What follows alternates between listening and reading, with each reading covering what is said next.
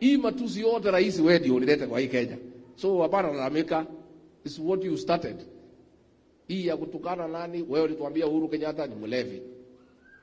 Ukatuambia Raila ni mchawi. Ukatuambia nini? Sasa wewe ndio umetuma hivi vijana wanatukana watu.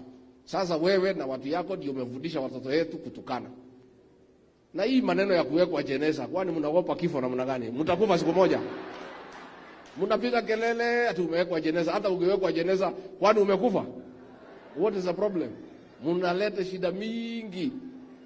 Mtakufa siku moja.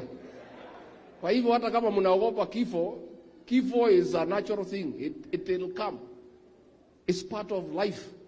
So hakuna haja tuue watoto ati wameweka yeye kwa jeneza kwa sababu hujaingia huko. Siku Mungu atafika atakuweka. That time will come. So let us not kill our children and abduct them because of caricatures na nini watoto wanacheza pale na simu. Lakini hii kuweka wewe kwa jeneza na hii matusi ya Maalim, which is worse. Si ni huyo mheshimiwa? Kwa hivyo tuheshimiane kwa sababu ni muhimu tuheshimiane. Mimi